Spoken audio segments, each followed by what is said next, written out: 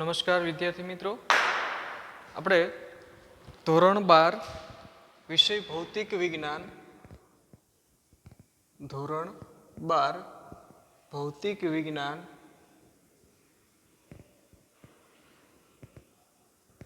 Chapter જે છે આપણું 4. ઓકે, તો ચેપ્ટર 4 ની અંદર અગાઉ આપણે વાત કરી કે ભાઈ વિદ્યુત ભાર છે એ વિદ્યુત ક્ષેત્ર અને ચુંબકીય ક્ષેત્ર છે એ ઉત્પન્ન કરે છે, જેના લીધે કંઈક વિદ્યુતીય બળ લાગે છે અને ચુંબકીય બળ પણ લાગે છે. તો આવું આપણે ચુંબકીય બળ વિશેની ચર્ચા છે એ આજે કરવાની છે ચેપ્ટર 4 ની અંદર. તો સૌથી પહેલા આપણે જે થિયરી છે કે ભાઈ સમાન ચુંબકીય ક્ષેત્રમાં, ઓકે, સમાન ચુંબકીય ક્ષેત્રમાં સમાન ચુંબકીય ક્ષેત્રમાં વિદ્યુત ભારને મૂકતા તેના પર લાગતું ચુંબકીય બળ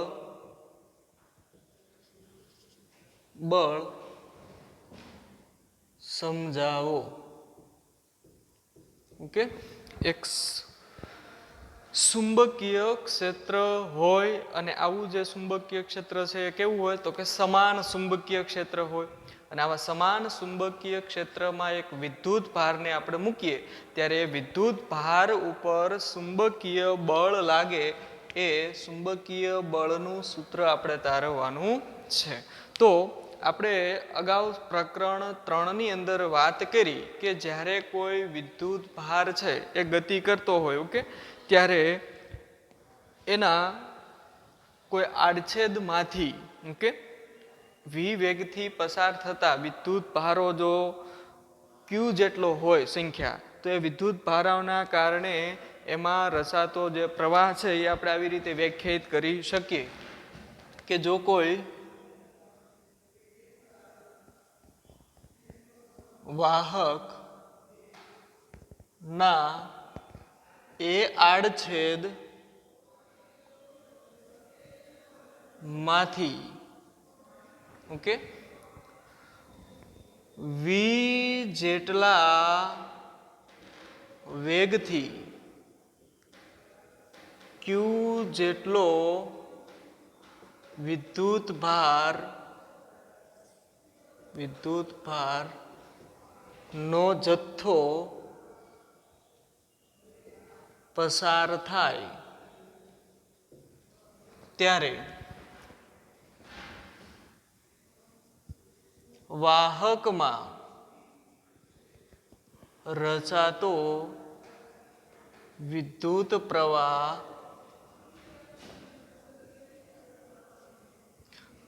આપણે સમીકરણ I બરાબર NAVD, આપણે આવું શબ્દ વાપર્યો હતો ચેપ્ટર 3 માં. VD હતો એ ડ્રિફ્ટ વેગ હતો, પણ અહીંયા ઇલેક્ટ્રોનનો વેગ આપણે V કીધો છે એટલે V લેશું, એટલે NAV ઇન્ટુ Q. તો મિત્રો આટલો જે વિદ્યુત ભાર છે એ કોઈ વાહકના એકમ આડછેદમાંથી પસાર થતો હોય છે, તો વિદ્યુત પ્રવાહ I જેટલો રચાય છે. ઓકે, ચાલો હવે આપણે ચુંબકીય બળ મેળવવા માટે કે જો વાહકના DL ખંડોમાં વિભાજિત કરેલ હોય ત્યારે DL ખંડ આ સૂક્ષ્મ પ્રવાહ ખંડ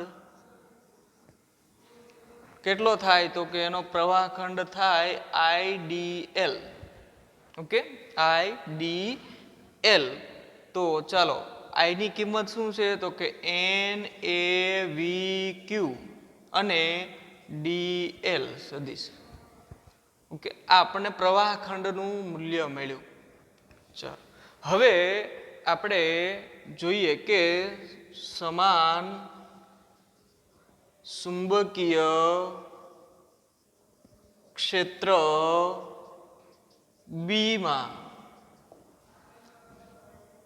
IDL પ્રવાહ ખંડ પર લાગતું ચુંબકીય બળ. આ ચુંબકીય બળ કેટલું હશે તો કે આપણે ખાલી માત્ર એ વાહકની અંદર ડીએલ ખંડની જ વાત કરીએ ત્યારે એવું બળ છે ને ડીએફ કહીએ તો ડીએફ બરાબર થાય IDL ક્રોસ સદિશ બી. આ સૂત્ર યાદ રાખવાનું છે મિત્રો કે સમાન ચુંબકીય ક્ષેત્રમાં ડીએલ ખંડ જ્યારે મૂકેલો હોય ત્યારે ડીએલ ખંડમાં રહેલા વિદ્યુત ભારને કારણે લાગતું ચુંબકીય બળ કેટલું હશે તો કે DF is equal to IDL cross B જેટલું હોય છે. ચાલો સમીકરણ 2 ની IDL ની જે કિંમત છે એને સમીકરણ 3 માં મૂકવાની છે. ઓકે, તો લખાય કે સમીકરણ 2 ની કિંમત સમીકરણ નંબર 3 માં મૂકતા.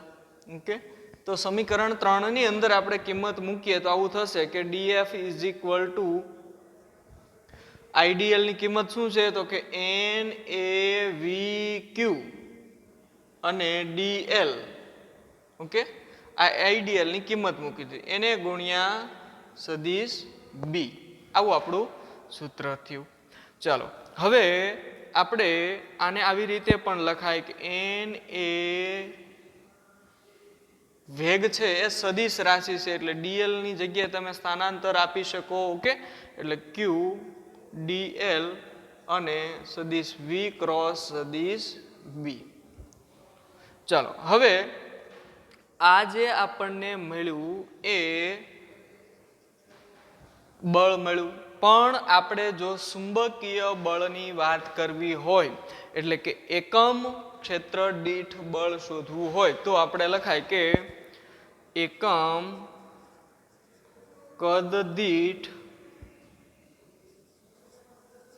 ચુંબકીય બળ, જેને આપણે FM કહીએ મેગ્નેટિક ફોર્સ. એમનો મતલબ મેગ્નેટિક એટલે ચુંબકીય બળ બરાબર DF ખંડ ઉપર લાગતું બળ એના છેદમાં એનું કદ કેટલું છે તો કે એનું કદ એકમ કદ દીઠ થાય NaDL. આ એનું કદ થાય.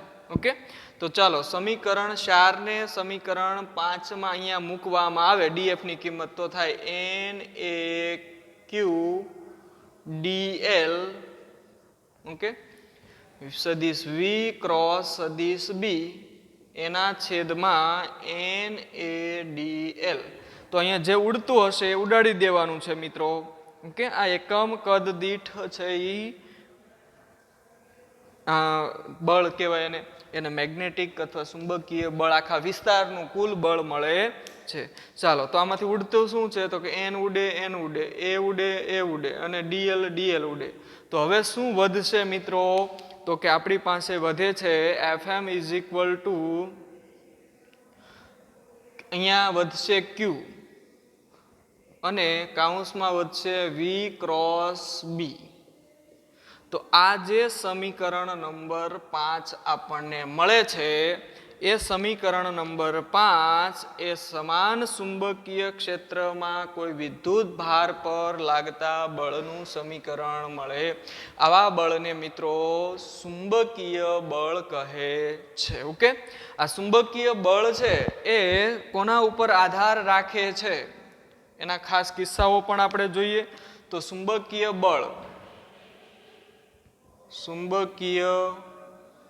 બળ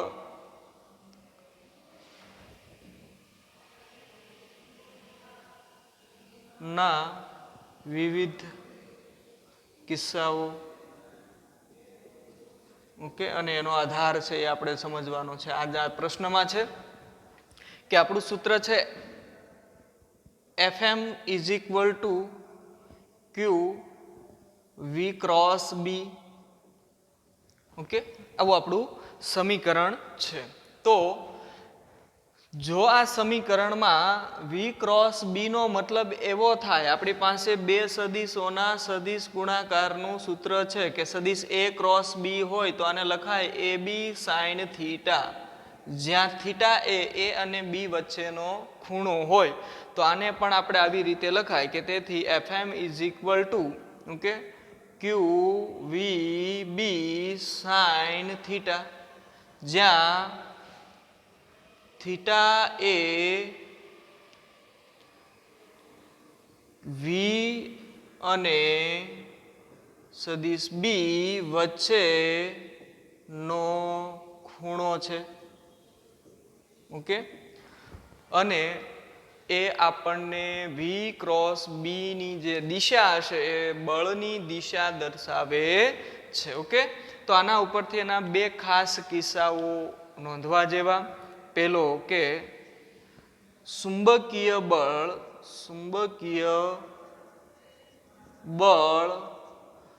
વિદ્યુત ભાર ઓકે વેગ અને ચુંબકીય ક્ષેત્ર પર આધારિત છે અથવા આધાર રાખે છે.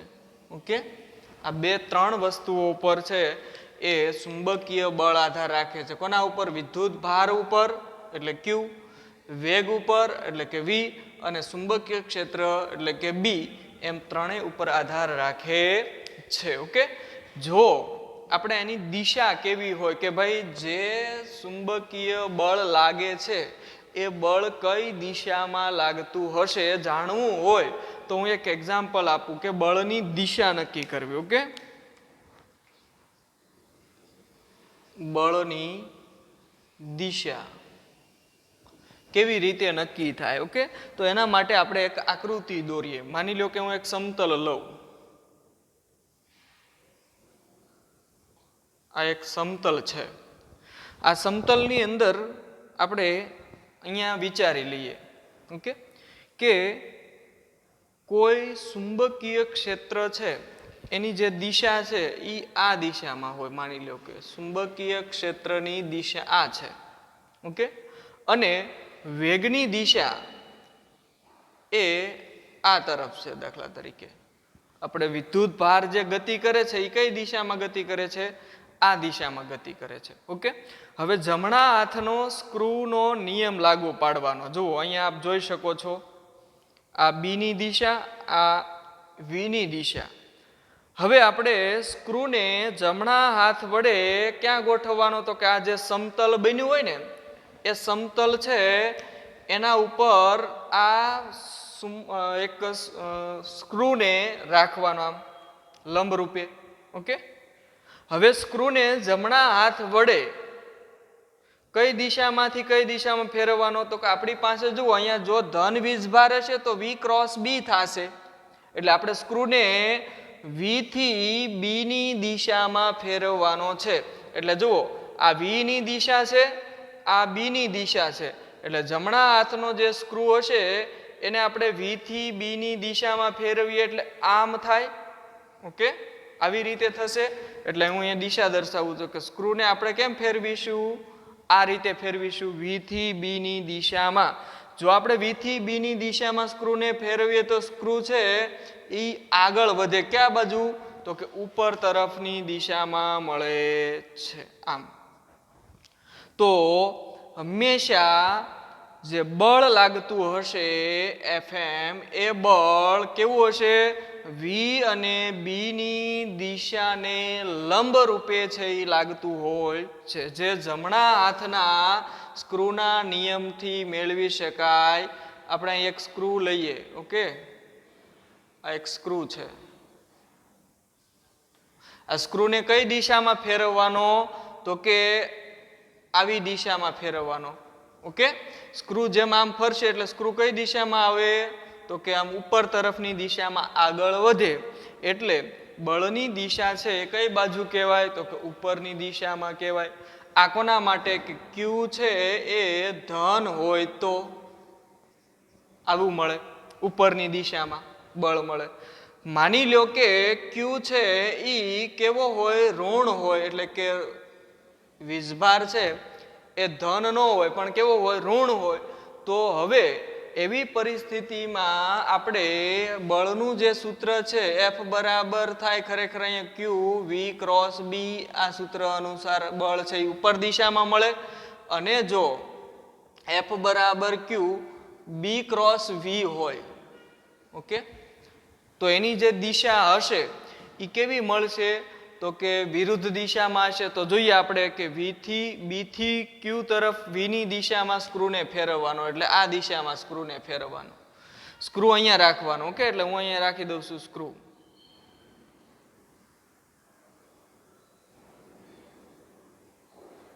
આ સ્ક્રૂ છે, ઓકે. હવે સ્ક્રૂને હું અહીંયા રાખી નીચે તરફની આ દિશામાં, અને કઈ દિશામાં ફેરવું, B થી V ની દિશામાં, એટલે કે આ દિશામાં આમ ફેરવું, એન્ટી ક્લોકવાઇઝ આમ. તો સ્ક્રૂ કઈ દિશામાં વધે આગળ તો કે નીચે તરફની દિશામાં વધે. તો નીચે તરફની દિશા આપણને બળની મળે છે. પણ ક્યારે કે જ્યારે Q લેસ ધેન 0 એટલે કે ઋણ વીજભાર હોય ત્યારે આપણને આવી દિશા મળે. તો આમ ચુંબકીય ક્ષેત્રમાં કોઈ વિદ્યુત ભાર v વેગથી ગતિ કરતો હોય ત્યારે તેના પર લાગતું વિદ્યુત બળ Fm is equal two Q V cross B અનુસાર મળે છે.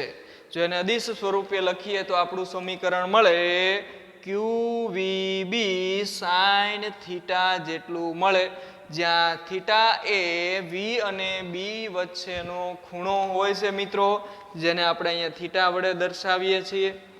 ઓકે, હવે બીજું કે જો થીટા બરાબર